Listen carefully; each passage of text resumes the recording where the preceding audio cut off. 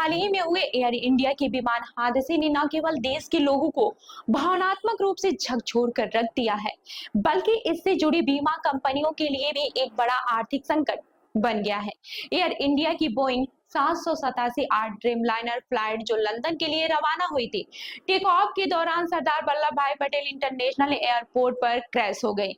इस दर्दनाक हादसे में 242 यात्रियों में से 241 की मौत हो गई, जिससे विमानन उद्योग और बीमा क्षेत्र में हलचल मची हुई है। वहीं मनी कंट्रोल की रिपोर्ट के मुताबिक इस विमान की बीमा मुख्य रूप से न्यू इंडिया इंश्योरेंस और टाटा एआईजी ने किया था। हालांकि इतने बड़े नुकसान को कम करने के लिए इसका अधिकांश हिस्सा अंतरराष्ट्रीय इंश्योरेंस मार्केट को ट्रांसफर किया गया था, जिसकी अगुवाई एआईजी लंदन ने की। एयर इंडिया ने विस्तारा के साथ विलय के बाद अपनी कुल 300 से अधिक विमानों के लिए लगभग $20 बिलियन यानी कि 1.66 लाख करोड़ रुपए का बीमा कवर लिया हुआ है।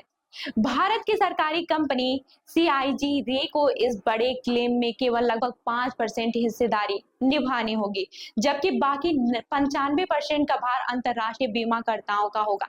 इसका मतलब यह है कि विश्व के बड़े बीमा बाजार इस हादसे के वित्तीय प्रभाव को साझा करेंगे। अब ये जान लेते हैं कि कितना होगा बीमा क्लेम। बीमा कंपनियों को भुगतान दो मुख्य हिस्सों में करना होता है। पहला, हल इंश्योरेंस, यह विमान की कीमत के आधार पर मुआवजा होता है।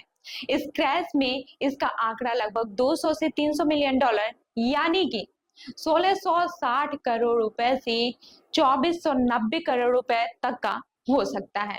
दूसरा, पैसेंजर लायबिलिटी, यात्रियों के मृत्यु, चोट या फिर सामान के नुकसान के लिए यह मुआवजा दिया जाता है। यूरोप जैसे रूट्स में यह राशि $500 मिलियन यानी कि 4150 करोड़ रुपए से अधिक हो सकती है। यह मॉनेट्रियल कन्वेंशन और कैरिएज बाय एयर एक्ट 1972 के तहत एयरलाइंस कंपनियों की जिम्मेदारी होती है। मॉनेट्रियल कन्वेंशन के मुताबिक यात्री की मृत्यु या फिर गंभीर चोट की स्थिति में एयरलाइंस को मृतक या घायलों के परिवार को मुआवजा देना पड़ता है। मुआवजे की राशि यात्री की उम्र, पेशा, आय और स्थानीय न्यायालय द्वारा तय मानकों के आधार पर निर्धारित होती है। आपको बता दें कि 2020 में कोझिकोड में एयर इंडिया एक्सप्रेस की फ्लाइट दुर्घटना में 21 लोगों की मौत हुई थी। उस वक्त बीमा कंपनियों ने पैसेंजर लायबिलिटी के तहत करीब $38 मिलियन यानी कि 315 करोड़ का मुआवजा दिया था। लेकिन अहमदाबाद हादसे में मृतकों की संख्या और नुकसान के कारण बीमा कंपनियों पर अब तक का सबसे बड़ा क्लेम दबाव होगा। इस हादसे का कुल बीमा क्लेम 2490 करोड़ या फिर इससे भी ज्यादा हो सकता है। यह भारतीय विमानन इतिहास का सबसे बड़ा बीमा भुगतान साबित होगा, जिससे बीमा कंपनियों के आर्थिक तंत्र और विमानन उद्योग दोनों पर भारी प्रभाव पड़ेगा। साथ ही मृतकों के परिवारों को उचित मुआवजा देने के लिए एयर इंडिया और बीमा कंपनियों के बीच कानूनी और वित्तीय प्रक्रियाएं भी तेज होंगी। तो इस खबर पर आपकी क्या राय है, हमें कमेंट करके जरूर बताएं और ऐसी ही अन्य खबरों के लिए देखते रहिए जनदर्पण न्यूज। धन्यवाद।